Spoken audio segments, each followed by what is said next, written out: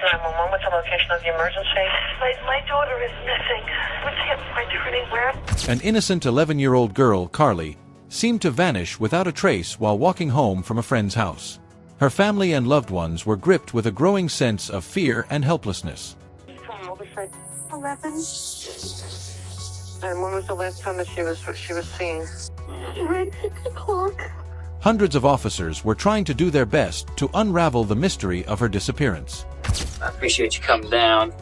Need to go through some information with you. As time went on and the case stalled, no one knew where Carlie was or what had happened to her. The investigation had no leads, no evidence, and no suspects. The search for Carlie Brucia has gone national, with the FBI also providing its resources to find her. But soon, authorities uncovered a shocking piece of video evidence that would lead to a sinister truth. The search for a missing Florida girl has kicked into high gear. Since her disappearance on Sunday, the urgency to find 11-year-old Carlie Brucia has mounted with each passing second. 11-year-old Carlie Brucia lived in Florida with her mother Susan and her stepfather Stephen. On holidays, she would travel to New York to spend time with her father. Carlie cherished the warm, welcoming atmosphere at his home, where she was always surrounded by love and attention. Her relatives especially enjoyed watching her open her gifts, and the moments when she unwrapped her presents were the highlight of every gathering. It's Super Bowl Sunday. Carlie's been staying over at her friend Danielle's house for a slumber party, and the plan is to watch the game. But just half an hour before the game started, Carlie suddenly decided to head home. She refused a ride and chose to walk, even though her house was only a mile away from her friends. When Susan found out that her daughter was walking home, she asked Carlie's stepfather Stephen to go and pick her up along the way.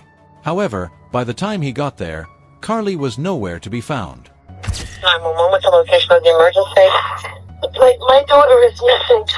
She's gone. We can't find her anywhere. Hold on, 11. And when was the last time that she was seen? 6 o'clock. Right, 6 o'clock. When it comes to a missing child, procedure is clear: take action immediately. Detectives from the Sarasota County Sheriff's Department wasted no time and headed straight to Susan's house to uncover the circumstances of Carlie's disappearance. Susan was overwhelmed with worry, shaking from fear, as she had no clue where her daughter could be.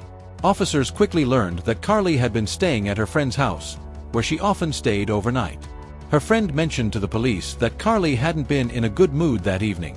Apparently, Susan and her stepfather had a big argument again, and Carlie, concerned for her mother, decided to go home as quickly as possible. The police immediately issued a missing child alert for Carlie. Meanwhile, investigators began questioning neighbors and calling all of Carlie's friends. Officers thoroughly searched every corner of the neighborhood and combed through the area, leaving no stone unturned. They also reviewed school records, just in case she showed up the next day. When Carlie didn't arrive at school the following morning, detectives decided to bring in the bloodhounds, hoping that the specially trained dogs might be able to pick up her scent and aid in the search. Using a pillowcase from Carlie's room as a scent guide, the dogs picked up a trail leading west along Bridge Road, the path she would have likely taken home. The bloodhounds led investigators to a car wash, which offered a shorter route to Carlie's home. In this hidden, out-of-sight area, the dogs became confused, circling aimlessly, until it became clear to the detectives that the trail had gone cold. Once investigation confirmed that Carlie had been walking home using this route, they concluded that she had likely been safe until reaching this point. They then decided to request surveillance footage from nearby businesses, including the car wash, which had several motion-activated cameras covering most of the surrounding area. The investigators began reviewing footage from around 6:20 p.m., around the time Carlie would have passed by the parking lot. However, on the first camera, all they could see were empty spaces and passing vehicles. No sign of Carlie or any pedestrians. Hoping for a better view, they switched to a different camera that showed the lot from another angle. Despite their close examination of the footage, the investigators still didn't spot Carlie anywhere. It was strange because the bloodhounds had clearly indicated that Carlie had turned at that spot. Investigators had one last hope: a motion-activated camera that covered the area behind the car wash. Finally, at 6:20 p.m., the footage revealed something on the right side of the screen. A girl appeared walking toward the camera while a man approached from the left. The girl was wearing a red blouse just like Carlie and blue jeans, exactly what she had on that day. Everything pointed to this being Carlie.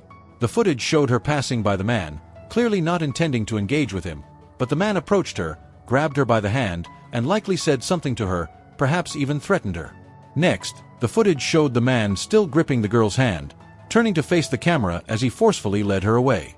While the video only partially captured the suspect's features, it was clear enough to identify him as a white male of average height, stocky build, with thick dark hair. In cases involving missing children, law enforcement often starts by investigating family motives first. The parents typically become the prime suspects before anyone else, especially if there's any indication they might be involved. In this instance, detectives first brought in Carlie's stepfather, Stephen Candler, for questioning. Stephen explained that he had been home that evening with Carlie's mother, Susan. Susan says, "Hey, can you go pick up Carlie?" She started walking down Beardage. And I just said, "Where's she at? Where's she live?" I said, "That's the one over here." And she said, "Yes." "Okay, I'll leave her right now. And I'll be there at 1. Okay. He mentioned that while he was driving, he remained in contact with Susan, continuously asking whether Carlie had returned home and where she could have gone if she hadn't gone back home. Back home, I told Susan, "I can't find her. Where is she?" Okay. At this point in your mind, what's going on? I think something's wrong. Because Carlie's not that kind of person. I mean, Carlie goes somewhere, she always calls. And she's just always been like that. She'll use the phone wherever she's at to let us know what's going on. The detectives reached out to the phone company to verify Stephen's number, which confirmed that he was not connected to Carlie's disappearance. However, during his search for Carlie, Stephen noticed something unusual. He remembered seeing a red pickup truck, specifically a tow truck, driving back and forth on Bidge and even stopping a few times in front of the car wash. So once he got out to Bee Ridge going east, he started to slow down once he passed me. And then that's when my wife was further down. He slowed down, looked at her, and then he just kept on. The most intriguing turn of events happened when Stephen went back to the home of Carlie's friend, Connie, to double-check everything. He spotted the same red tow truck parked outside and was convinced it was the very vehicle he had spotted near the car wash. Stephen speculated that the owner of the tow truck lived at Connie's house. The detectives looked into this information, and it checked out. Connie's boyfriend, Ron Shokit, actually lived with her and her daughter. The investigators reviewed the surveillance footage that included Ron, focusing specifically on his clothing. He was seen wearing a gray mechanic's jumpsuit with a name badge on the right side. Just a standard work uniform, typically worn by mechanics and tow truck drivers. As a result, Ron quickly became a person of interest in the case. Since Carlie had stayed overnight at her friend's house, it meant he and Carlie had been in the same residence both the night before and much of the following day, just prior to her disappearance. The connection made Ron the primary suspect. He was requested to come to the precinct to give a statement. She come down. I need to go through some information with you. Run through it with me. Carlie spent the night Saturday? Yes. So she spent the night Saturday night onto Sunday. Right. Anything? Sunday morning, I woke up. I don't know, man, nothing happened Saturday night. Okay. You know, they were giddying all night long. You know, I was sleeping in the other room. So I woke up Sunday morning, like I normally do, get up, get ready for work. So you didn't see her at any point after? During the day? During the day or after you went to work? Absolutely not. Is that what you wore to work Sunday or? No, actually I had a Super Bowl shirt on yesterday, a gray shirt. How do you drive home? When the detectives told Ron that his tow truck had been seen on Bridge, he didn't deny it but claimed he was there because he was searching for Carlie. The investigators presented him with photos from the surveillance footage at the car wash. Ron identified the girl as the missing Carlie but strongly denied being the unknown man in the video. In fact, Ron urged the detectives to check with his workplace to confirm his whereabouts at 6:20 p.m. His co-workers and boss all verified his account, confirming that Ron was indeed at work during that time. Ron had worked the entire day on Sunday, and to back up his statements, detectives checked his work log, which clearly showed the start and end times of his shift. Despite this, they still obtained a search warrant for Ron's tow truck, hoping to find any evidence that Carlie had been inside. Unfortunately, the search yielded no results. The detectives had no option but to clear Ron from their list of suspects. As time passed, the investigation stalled. No one knew where Carlie was or what had happened to her, and the authorities had neither evidence nor credible suspects to pursue. The detectives had no choice but to bring Carlie's mother, Susan, into the police station, hoping she might help identify the unknown man seen in the footage. Unfortunately, Susan couldn't recognize him. She fought to maintain her composure, shaking with a mix of desperation and fear for her daughter's safety, fully aware that the man in the video had likely taken Carlie by force and could have done something terrible to her.